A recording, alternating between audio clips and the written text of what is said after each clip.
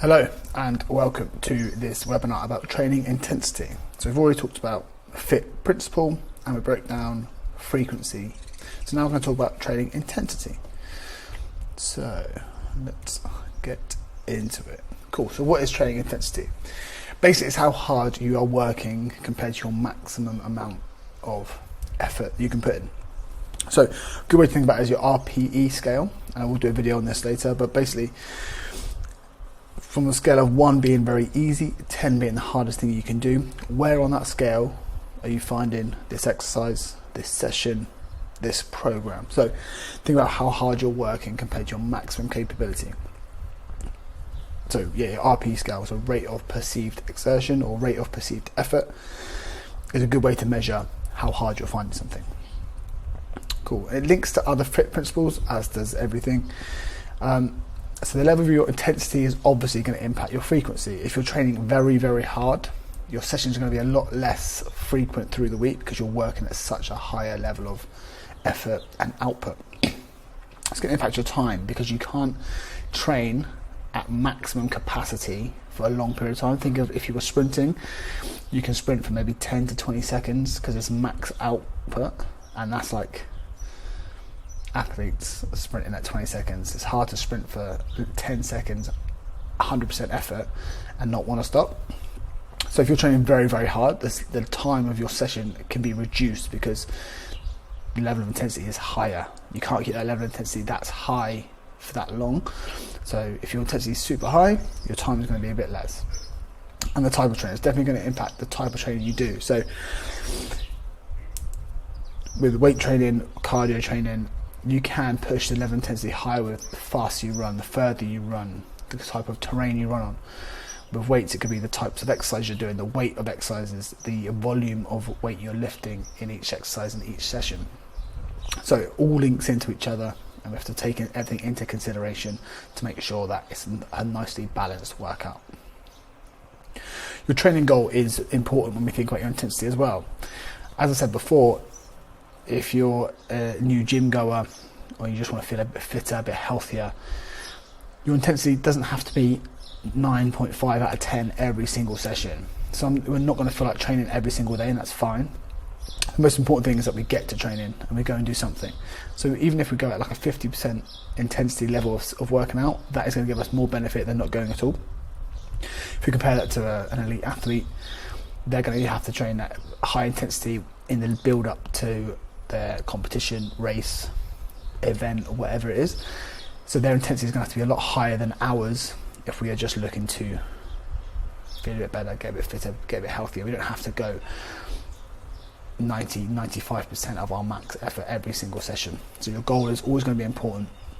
There'll be times in the year, times in your program where the intensity will increase. If you have a wedding coming up or a holiday coming up, we will increase the intensity of the sessions, the frequency of the sessions, and so on.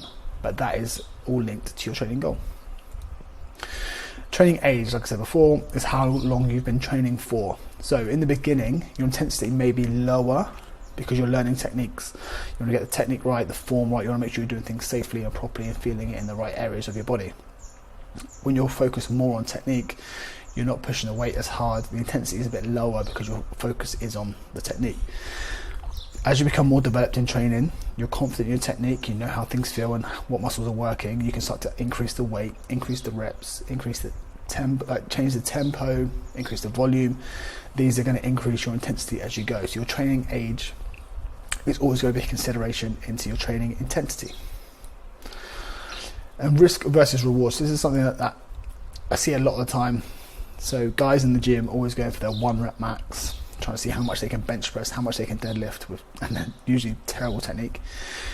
But the risk versus reward for high intensity, for most people, myself included, is not worth it. The risk of doing a 1 rep max back squat is very high. It's your maximum load, doing a complicated movement, using your full body and full range of movement. The rewards you get from it are very small, apart from feeding your ego for how much you can lift. I do it, everyone does it. It is nice to see how much you can lift and how strong you could be at your top level. But the reward in terms of building actual strength, building muscle, and getting a good workout and the benefits of working out, the risk versus reward of doing a 1 rep max, the reward is so much smaller than the risk.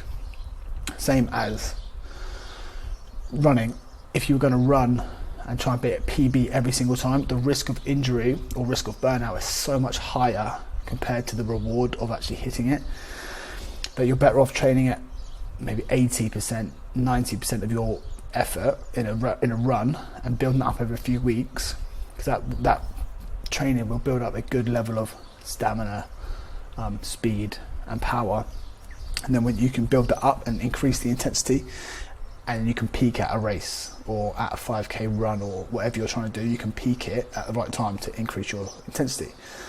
If you're running this high all the time, it's like putting your foot on the gas pedal all the time. Eventually something's going to blow or you're going to crash.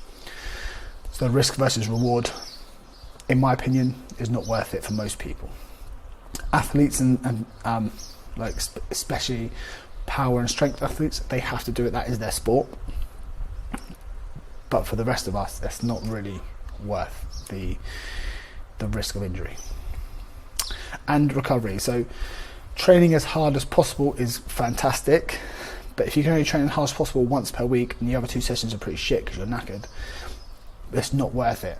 We're sacrificing 2 sessions for 1 fantastic session, whereas we could have 3 pretty good sessions rather than having 1 great and 2 shit, if that makes sense. So how much can you recover in between sessions is important to how intense your sessions are going to be. We want to make sure that you can get the maximum result from each individual session, not just one and then feel crap for the rest of the week. So training intensity is important to think about. We don't want to just go to the gym, just wander around and just be real relaxed and chilled and not put the effort in, but we don't want to go in kind of balls to wall on every exercise, go max out on every exercise. We want to find that nice balance. And when I talk about it with my clients, most of you will know, we want to aim for about 7 to 8 on an RPE scale. So remember I said from 1 is very easy, 10 is very difficult, 7 to 8 is pretty good. 5 and 6 you'll get results, but it'll be slow and can be a bit frustrating. 9 and 10, you're running that risk of getting injured, burning yourself out and just not enjoying it because it's so hard all the time. 7 to 8 is that nice kind of range where you're challenging yourself, but you're going to get results at a nice pace, but you're not pushing it too hard that you're going to kind of injure yourself and ruin that progress you're making. So, something to think about. Cool, thank you for watching. If you have any questions, please feel free to let me know. I enjoy asking questions. If I'm honest, I'm not great at talking about topics, but if you ask me a question, I can delve into it a lot deeper. It's a lot more natural for me to do that. So if you've got questions, please feel free to ask me, and I'll happily go deeper into anything you want to discuss. Have a great day, and I'll speak to you soon.